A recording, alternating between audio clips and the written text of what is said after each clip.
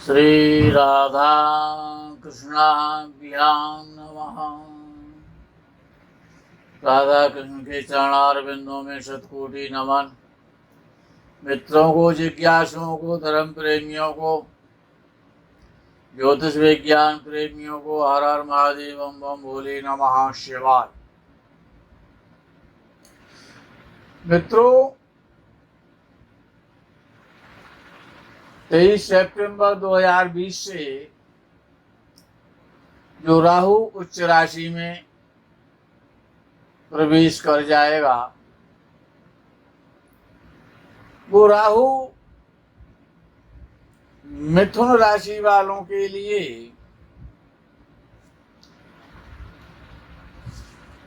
द्वादश भाव में चला जाएगा, उच्च राशि का होकर के। तो राहु द्वादश भाव में चला जाएगा और उच्च का होगा। अच्छा, इसी के साथ साथ अष्टम भाव में अष्टमेश बैठा होगा। कौन? शनि। मिथुन राशि वालों के लिए अष्टम भाव में शनि होगा और द्वादश भाव में उनका राहु चल रहा होगा 23 सितंबर से। अच्छा, बृहस्पति बहुत अच्छी स्थिति में चल रहा होगा, लगन को देखेगा सप्तम भाव में बैठ करके, और बृहस्पति लगन को देखेगा। अच्छा, जब राहु द्वादश भाव में जब राशि से चलता है तो विद्वानों का ऐसा मत है कि राहु नैतिक पतन कराता है, चरित्रहीन बना देता है। अनैतिक संबंधों में कष्ट मिलता है और काम की पिपासा, काम की इच्छा शक्ति को बड़ा प्रबल कर देता है। स्त्री राशि का, उच्च राशि का, वृषभ राशि का द्वादश भाव में राहु।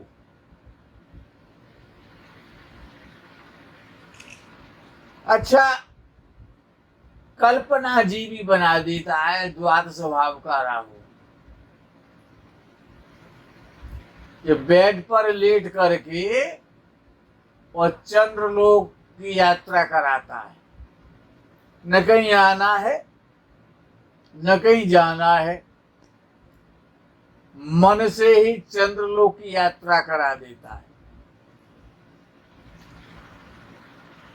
और द्वादश भाव में जैसे मिथुन राशि वालों का चलेगा, तो जब द्वादश भाव में उच्च राशि में जब राहु चलता है तो विदेश जाने की प्रवृत्ति को जागृत करता है, अर्थात जन्म स्थान को छुड़वा देता है। जन्म स्थान का त्याग करना पड़ता है और जुए के द्वारा, सट्टे के द्वारा, लॉटरी के द्वारा, रेस के द्वारा, स्टॉक मार्केट के द्वारा वो हानि कराता है, धन हानि कराता है। हाँ, लेकिन जब द्वादश भाव में उच्च राशि का, मिथुन राशि वालों का जब राहु 23 सितंबर से जब प्रारंभ होगा तो एक सुविधा तो उनको मिल जाएगी। क्या? कि शत्रु आपसे बहुत पीड़ित रहेंगे, आप शत्रुओं के लिए साक्षात यमराज बन जाएंगे। अच्छा, घूमने फिरने की इच्छा ज्यादा बढ़ती हो जाएगी। वो याद रखना, द्वादश भाव में राहु किसी को धन नहीं देता है। यदि आपने ऐसा कभी सुन लिया हो कि द्वादश भाव का राहु धन देता है, तो ऐसा नहीं होगा। जब मंगल लाभ स्थान में मिथुन राशि वालों का सितंबर में चल रहा होगा लावेश लाभ स्थान में होगा, और जब तक मंगल चलेगा तब तक तो कोई प्रॉब्लम नहीं आ रही है। और जब मंगल भी राहु के साथ पहुंच जाएगा वृषभ राशि में, मिथुन राशि से द्वादश भाव में, तो आपकी आय को, आपकी इनकम को वो काफी प्रभावित करेगा। अच्छा, जब द्वादश भाव में जब राहु चलता है तो संसार के जो सुख हैं उनको भोगने की इच्छा बलवती हो जाती है, जागृत हो जाती है। और बड़े बड़े संत जो ब्रह्मचारी होते हैं ना, द्वादश भाव का उच्च का राहु उनका भी ब्रह्मचर्य खंडित कर देता है। बड़े बड़े तपस्वियों को और स्त्री रूपी माया में आबद्ध कर देता है, बांध देता है, स्त्रियों से संपर्क करा देता है। उच्च का राहु द्वादश भाव में जब चलता है तब ये राहु जब द्वादश भाव में चलेगा तो नेत्र में तो कष्ट देगा, मुख में कष्ट देगा, आंख, नाक, कान, गला और मुख और कंठ, ये इस संबंधी आपको रोग मिलेंगे। और ये विषय, अच्छा, ये शादी नहीं हो रही है, जो स्त्री राशि में राहु चलेगा, जिनकी शादियां नहीं हो रही हैं, जो मिथुन राशि की जातक या जातिका है, तो उनके लिए तो शादी के लिए तो ये द्वादश भाव में राहु बहुत अच्छा है कि उनकी शादियां हो जाएंगी, शादियां करा देगा। क्योंकि राहु तो माया का कारक है ना, तो माया मोह में वो बांध देगा। माया मोह कब प्रभावी और हावी होता है कि जब विवाह हो जाता है। तो ऐसी जो स्थितियां हैं, मिथुन राशि वालों के लिए ये समय बड़ा कठिन प्रतीत होता है, बहुत संघर्ष करना पड़ेगा, काफी परेशानियां। ऐसा लगता है कि द्वादश भाव में राहु, अष्टम भाव में शनि, षष्ठ भाव में केतु, ये समय अच्छा नहीं लग रहा है। अच्छा, आपका ये बृहस्पति कब तक साथ दे पाएगा? वो तो आपका साथ छोड़ के चला जाएगा। वो पुनः नीच राशि में, मकर राशि में चला जाएगा, तो आपकी राशि से बृहस्पति भी अष्टम स्थान में चला जाएगा, और शनि भी अष्टम भाव में होगा, राहु द्वादश भाव में होगा, मंगल भी द्वादश भाव में तो जाएगा। 1.5 महीने बाद और 1.5 महीने के लिए जाता है वो। तो ऐसी जो स्थितियां हैं वो भविष्य के लिए लगभग 18 महीने के लिए अच्छी प्रतीत नहीं हो रही है। इसीलिए आपको अपने धन का ध्यान रखना है। अच्छा, ये ग्रह तो शनि भी आपको सर्वे क्षेत्र में, कर्म क्षेत्र में आपको कष्ट तो देगा मिथुन राशि वालों, भाग्य को बैक करेगा, धन की स्थिति काफी प्रभावित होगी, चिंतनीय हो जाएगी। अब विषय आता है कि संतान क्षेत्र में भी थोड़ी प्रॉब्लम्स आएंगी। संतान का ध्यान रखना है कि संतान कहीं कुमार्ग पर ना चली जाए, और स्वयं भी रोग से बचना है। अच्छा, ये शनि और राहु बड़े मजबूत ग्रह हैं, इनसे डरने की आवश्यकता नहीं है। मैं आपको उपाय ऐसा बता दूंगा कि मिथुन राशि वालों का कभी कुछ बिगड़ नहीं सकता है। ये मेरे गारंटेड उपाय।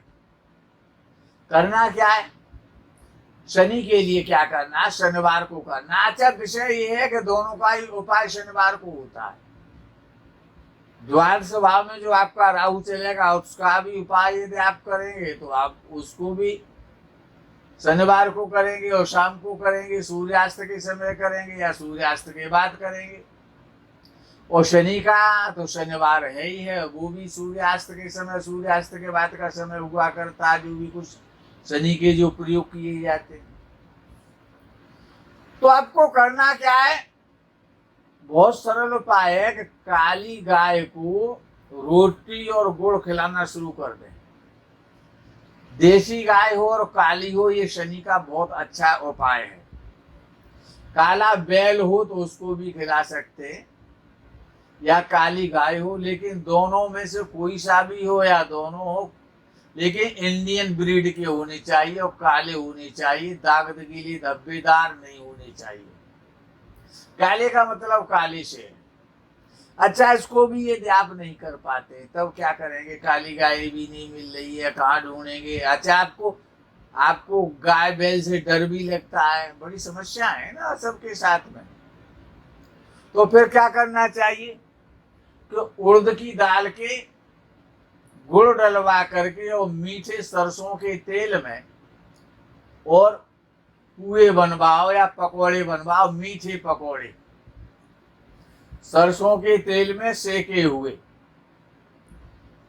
और शनिवार की शाम को शनि की प्रसन्नता के लिए उनको खिलाओ। किसको खिलाओ, काली गाय को खिलाओ। काली गाय को खिलाओ अथवा काले कुत्ते को भी खिला सकते हैं, लेकिन विषय ये, चाहे कुत्ता हो, चाहे गाय हो, चाहे काला बैल हो, देशी नस्ल के हों। अब तो विदेशी ब्रीड के कुत्ते भी बहुत हैं हमारे यहाँ। देशी नस्ल का कुत्ता होना चाहिए और काला होना चाहिए, एकदम विशुद्ध काला होना चाहिए। और शनिवार को ये कार्य करें।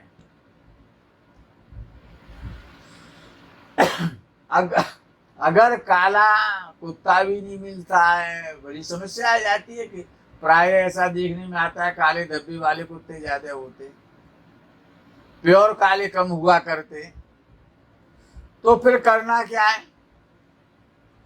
कि सवा पाव काले उड़द काले कपड़े में पोटली बांधो, अपने सिर के ऊपर से क्लॉकवाइज 7 बार घुमाओ और बहते हुए जल में शनिवार की शाम को उनको प्रवाहित कर दो, गांठ मत खोलो। बहुत बढ़िया उपाय है ये। अच्छा, और भाग्यवशात यदि आप ये भी नहीं कर पाते मिथुन राशि वालों, आप पर ढैया तो चल ही रही है, तो फिर करना क्या है कि काले उड़द या काले तिल किसी बहते हुए नदी के किनारे जाएं, नहर के किनारे जाएं और उसके किनारे पे बैठ जाएं। संध्या का समय हो, पश्चिम दिशा में आपका मुख हो, और उसमें से पस भर भर के, अंजलि भर भर के काले उड़द, अंजलि भर के काले उड़द या काले तिल और शनि का मंत्र पढ़ते हुए और उसको बहते हुए जल में प्रवाहित करिए। बड़ा सुंदर उपाय है। अच्छा, अगर ये भी नहीं आप कर पाते तो फिर आप क्या करेंगे, शनि का उपचार। शनि आपको परेशान कर रहा है, भाग्य स्थान का स्वामी भाग्य स्थान से द्वादश भाव में आ गया, भाग्य स्थान को बर्बाद करेगा। सरकारी नौकरी में, सम्मान में, व्यवसाय में, प्रत्येक क्षेत्र में बाधा देगा, घर से पीड़ित कराएगा, परिवार में झगड़ा कराएगा, विद्रोह कराएगा, झंझट झगड़े पैदा करेगा। अष्टम भाव में शनि चल रहा है ना, इसीलिए दैया तो आप पर चली रही है और ये द्वादश भाव में हो रहा हूँ आपका जाने वाला। लेकिन डरना नहीं, मैं उपाय आपको बहुत सुंदर बता रहा हूँ। कुछ भी नहीं करना है तो सीधे पांव के अंगूठे में काला धागा बांध लो। शनिवार की शाम को काला धागा बांध लो, बढ़िया से करके, मोटा करके, और काला धागा अपने अंगुष्ठ में बांध लो, अंगूठे में, शनिवार की शाम को। ये अच्छा, अंगूठे में लोग पूछेंगे ये कौन सा तंत्र कर रखा है, तो सीधे हाथ की कलाई में बढ़िया सा काला धागा बांध लो। अच्छा, लोग काला धागा बांधते भी, लोगों को शौक होता है। हमने अपने प्रधानमंत्री जी को भी बांधे हुए देखा है, कि कलाई में काला धागा बांधते हैं बड़ा सुंदर करके। तो आप भी बांध सकते हैं, ये शनि का उपाय है। अगर प्रधानमंत्री बांधते हैं तो ऐसे नहीं बांधते, ध्यान रखना। अच्छा, अगर ये भी नहीं कर पाते तो नाव की कील का छल्ला बनवा करके उसको आप शनिवार को पंचामृत से धो करके शनि के मंत्र से अभिमंत्रित करके मध्यमा उंगली में संध्या के समय उसको धारण कर लो। लेकिन यदि आप मांसाहार करते हैं तो 8 में जो शनि होता है, किसी की भी राशि से अष्टम भाव में शनि चल रहा हो तो उसको मांसाहार वो करता है तो मांसाहार का त्याग कर देना चाहिए, निषेध करना चाहिए जब तक शनि की ढैया चले। अष्टम भाव में विशेष रूप से शराब नहीं पीनी चाहिए, जुआ नहीं खेलना चाहिए और वैश्यागमन नहीं करना चाहिए। इससे शनि अप्रसन्न होता है और रुष्ट हो जाता है, क्रोधित हो जाता है, तो इनको त्यागना है। अच्छा, आपका राहु जब 12वें भाव में चलेगा और ये आप उपाय करेंगे ना तो अष्टम भाव का शनि अपना अशुभ फल देना भूल जाएगा, बड़ा शुभ फल देने लगेगा। सर्विस वालों की सर्विस लगवा देगा छुड़वाने की जगह पर। इतने बढ़िया ये सुंदर श्रेष्ठ उपाय हैं और इसी परंपरागत हैं ये उपाय। अच्छा, इसके अलावा यदि आपको उपाय करना है राहु का, लेकिन द्वादश भाव के राहु का उपाय, हर स्थान के राहु का उपाय भी ऋषियों ने अलग अलग बताया है। तो जब राहु जब द्वादश भाव में चलेगा आपका, अन्य किसी का तो चलेगा नहीं, आपका ही चलेगा मिथुन राशि वालों, तो आपको क्या करना है कि शिवलिंग पर जो भगवान शंकर का मंदिर होता है, शिवलिंग पर शनिवार की शाम को जाएं और नमः शिवाय का 1 माला जप करें या रुद्राष्टकम का पाठ करें, भगवान शंकर को सुनाएं और साथ में अपने साथ में धतूर के जो पुष्प आते हैं, धतूर के पुष्प और काले धतूरे के यदि आपको पुष्प मिल जाते हैं तो सोने में सुगंधी है। काला धतूरा भी होता है और सफेद धतूरा भी होता है। काले धतूरे के यदि आपको पुष्प मिल जाते हैं और अगर एक भी पुष्प आपको हर शनिवार को प्राप्त हो जाता है तो नमः शिवाय के मंत्र के द्वारा और वो पुष्प भगवान शंकर पर अर्पित करें, उनकी पिंडी पर अर्पित करें। लेकिन यदि आपके घर में नर्मदेश्वर या शिव शंकर जी की पिंडी है तो ऐसा ऋषियों का मत है कि अपने आवास में, अपने घर में कभी भी धतूर का पुष्प, अर्क पुष्प, आक का पुष्प और धतूर का फल इनको नहीं चढ़ाना चाहिए। ऐसी ऋषि परंपरा है। मंदिर में जाकर के आपको संध्या के समय भगवान शंकर को धतूर के पुष्प चढ़ाने होंगे राहु का अच्छा फल लेने के लिए। और जब राहु प्रसन्न हो जाएगा तो धतूर के पुष्प से बड़ा प्रसन्न होता है, क्योंकि धतूर का पुष्प जो है वो जहरीला होता है, उसका फल भी जहरीला होता है, उसका वृक्ष भी जहरीला होता है, क्योंकि जहर का ही तो कारक है राहु। तो इस काम को आप करें।